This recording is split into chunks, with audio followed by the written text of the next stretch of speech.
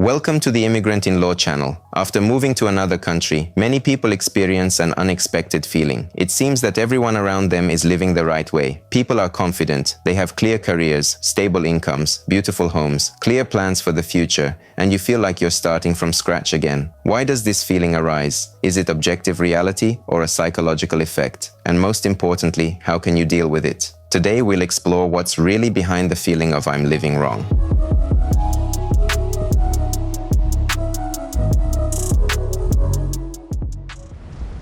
After moving, a person enters a new coordinate system, a different language, different social norms, different rules of communication, a different pace of life, and different expectations of people. In your own country, you understood the context. You knew how things worked. You felt like you were inside the system. Even if something went wrong, you knew where to go, who to call, and how to solve the problem. In a new country, you are an observer. You don't yet understand all the nuances. You don't fully understand the hidden rules. Sometimes even a simple everyday situation requires more effort than before. You see the result, but you don't see the path. Your neighbor works for a large company, but you don't know how many years it took him to get there, how many rejections he received, and how many times he changed direction. A friend lives in a beautiful house, but you don't know how many loans she is paying off and how many hours a week she works. A colleague speaks 3 languages fluently, but you don't see the decades of study, the accent that once embarrassed him as much as it embarrasses you now. In addition, you don't yet see the difficulties of the local residents. You notice stability, but you don't notice their inner doubts, professional crises, or family difficulties. We compare our behind-the-scenes lives with fears, mistakes, and insecurities to someone else's showcase, where only the end result is visible. This is the classic contrast effect. When we change our environment, the difference is particularly acute, and it is especially pronounced during the adaptation period,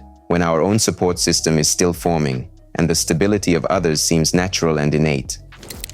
After moving, many people go through a phase that can be called temporary inferiority syndrome. This condition is rarely discussed openly, but most people go through it. You were a specialist, you had status, you made decisions, people turned to you for advice, you felt professional confidence, and now you need to have your degree recognized. You need to learn the language to a level sufficient for work. You need to figure out everyday details that used to be handled automatically. You need to start your career over or change direction. Sometimes you have to accept a position lower than your previous one. Sometimes you have to prove your competence all over again. Sometimes you have to endure a pause in income. There is a feeling of regression. It's as if you've rolled back a few years, as if you've lost weight in society. This is especially painful for those who were professionally and financially stable before moving. But this is not degradation. It is an investment period. Any immigration is a phase of temporary discomfort for the sake of long-term growth. It is a stage of restructuring when you lay the foundation in a new environment. However, the brain perceives this as a loss, not as a strategy. It fixates on the fact that it used to be easier, it used to be clearer, it used to be faster. And against this backdrop, it seems that everyone else has already figured it out.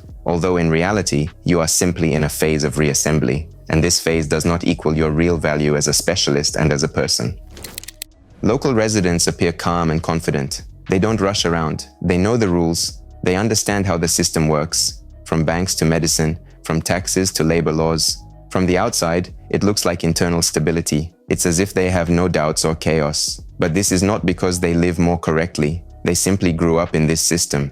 From childhood, they absorbed norms, behavior patterns, and social expectations. What is new information for you is an automatic skill for them. You see a person at point B without knowing their point A. You see the result of many years of adaptation within their own country, but you don't see what they went through: studying, changing jobs, mistakes, failures, internal crises. Moreover, in any country there are people in a professional crisis. People who are unsure about the future, people who are thinking about moving, people who feel out of place. You just don't notice it. During the adaptation period, attention automatically focuses on those who appear stable and successful.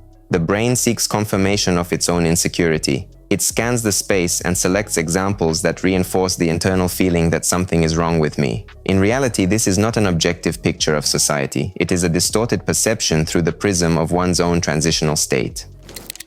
One of the most difficult aspects of moving is the change in self-perception. It's not just your address and language that change. The way you perceive yourself changes. You didn't have to prove your competence. It was automatically recognized. You felt the weight of your words. You had a social role that you were used to. Now you are the one who clarifies, the one who asks questions, the one who is afraid of making a mistake in wording, the one who seeks information about basic things. Sometimes it feels like losing your footing, as if you have become less confident, less competent, less significant. This is a temporary state, but it is painful, because identity is not just a status, it is a sense of self-worth and stability. When your old identity collapses, anxiety arises. The brain does not like uncertainty. It is important for it to understand who you are and what place you occupy in the system. And to explain the internal discomfort, it forms a simple conclusion: I am living wrong. In reality, a transformation is taking place. The old version of you is gradually integrating into the new environment. You are building a new identity, one that takes into account your international experience, flexibility, and adaptability. You are not worse off. You are in the process.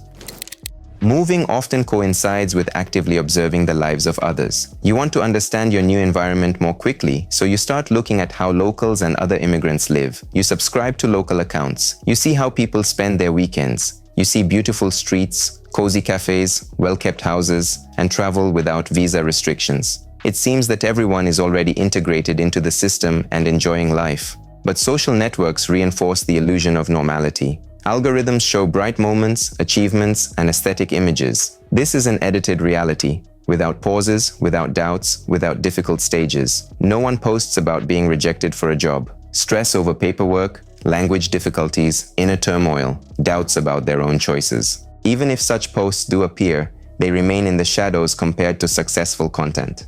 As a result, a false standard of the right life is formed.